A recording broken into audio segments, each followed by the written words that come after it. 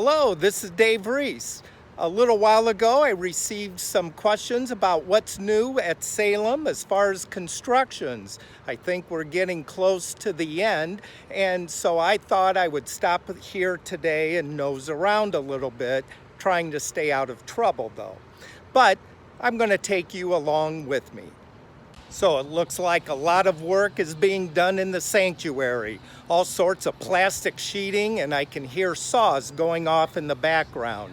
I don't think I better go in there right now, but maybe I'll sneak in a little bit later when it's quieter there. The next thing that I noticed is that two of the trees that are along the east side have been removed. This certainly opens up the appearance of the building, I think makes it much more visible, and I think they were removed to alleviate some damage that was happening with the HVAC system and even the gutters on the roof. What I also notice is parking lines have been redrawn, actually facing the other way. So we'll have to investigate the reason for this, and this indicates that our traffic pattern, once the building opens up, will be shifted, the entrance and exits reversed.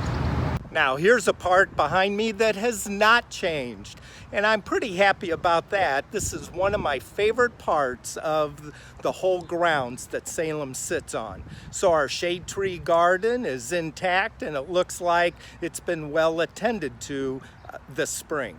Now here's something that I didn't expect to see. Either Salem has gotten a huge Tonka toy for the preschoolers, or we're doing some major excavating to help improve rain runoff in the parking lot. Now we're seeing some things recognizable. Certainly the new entranceway off of the parking lot. Again, we'll check to see if the cars go the opposite way. However, the overhang and the new front doors, I'm going to peek inside that front door to see if anybody is there right now.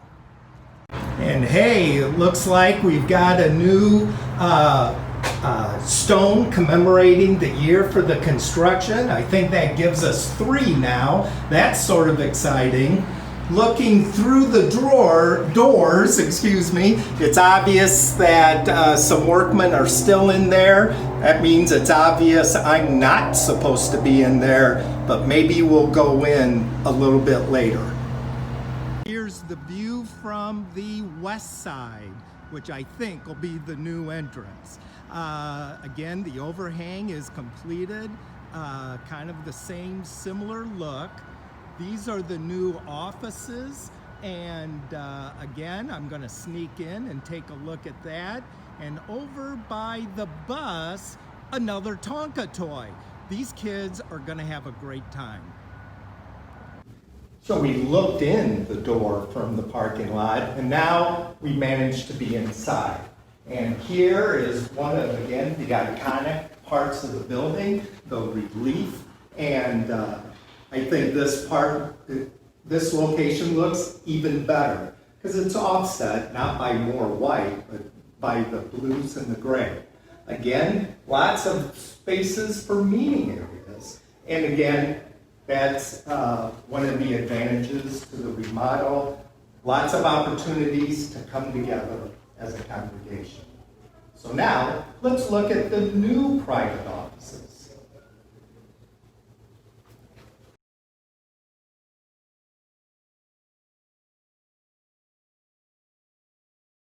So here is where the staff of Salem will do the work of the church. I got no reference as to what was here before because it's really all brand new. This is the general offices. This is where the communication will happen. New mailboxes. Off to the side will be Brenda's office, and she'll have a complete view of the front door and allow people to have controlled access to come in. Down the hallway, then are the staff offices where Lori's office are, Megan's, Jill's, and Pastor's. So this hallway has been enhanced with the former primary school's offices. So they've all been turned to offices. That work is mostly done, as you can tell, and lots of finishing. I think some flooring needs to be finished, but other than that, the electricity is here, and they are working from these offices. Again, though, it's staggered office times for protection and distancing, but you can always call the office. And if if nobody's here, leave a message, or it may ring through because several people are working from home. Again, one of the focal points of the building is the social hall. Let's go inside and see that. What's the number one thing? No yellow flooring. That has been totally replaced. And also, just as important, it had a layer of asbestos to it, and that was safely removed. So, much brighter lighting, more open. We've expanded the wall a little bit, but it also opens directly out to the greeting area. The kitchen pretty much looks the same. We're getting new fixtures within it, but there's not much of a layout. We got a huge counter though. So when we have events here, we'll be able to serve more people more quickly. So again, this enhances the fellowship within the congregation and our outreach events, such as Be Like Jesus. So during the construction, our preschool has moved around the building, and now the location is back to its previous area. But you'll see that we've made some changes there. Again, the hallway is much more brighter and open. Due to the virus, preschool has not been meeting. But here are some of the rooms that you can see. The restrooms have been remodeled, and we've added a family restroom. So it's no longer just boys and girls. Let's take a look. I'm a sucker for plumbing and electricity. And so here's the family restroom. This again, completely new construction.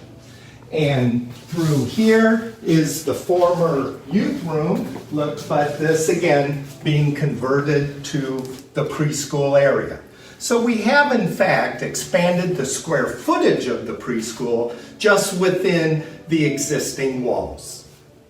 I'm standing where the former offices are. The general office was there. Down this hallway was Jill's office and Pastor's office. And as you can see, we're doing a lot of basic construction. There's wires hanging out. And this really is part of the reason why we can't really have visitors in. This is still an active construction site. And I guess it's the reason that I'm here. So as you could tell, down that hallway was Pastor's office. These are going to be the classrooms. And I think it's pretty nice that we have them all grouped together. So let's walk down here. And this is, if the shade garden was my favorite outdoor site, this is one of my favorite indoor locations, especially when it gets done. So this is the former lounge, and as you can tell, it's going to be very much wide open. We'll walk over here, there's sheeting up, but we'll be able to look down into the new entrance. And the reason I like this spot is because we'll have lots of gathering events here. So it extends farther down, and we'll have a coffee bar. And so if you're looking for a reference, the hallway has been moved out to here. Here are the new entrances for the main restrooms, all ADA compliant. So next, let's look into the outer area of the sanctuary. Now we're in the narthex area. And again, I think one of the themes of the new construction is openness and accessibility. So remember how narrow the hallway used to be and dark? Now it's much wider and open. Again, good thing I found a time when the workers weren't here, they would chase me out. So the narthex, basically the same, but again, if you haven't been here prior to the construction, I love the new open windows and doors, makes it much more inviting, and I believe connects us more with the outside. So while I have favorite spots both outside and inside the building, this is certainly the most important area. I'm sitting on the new steps of the altar area within the sanctuary. The first thing I notice is we don't have any more rocks. I like the rocks, but I also saw people twist their ankles on it. And it wasn't very accessible to a large number of members of our congregation. So here's a feature that I had heard about but didn't really visualize, and that is an open ramp that allows everybody, whether in a chair, whether using a walker, or they just don't want to navigate the steps. We've also put in new altar rails.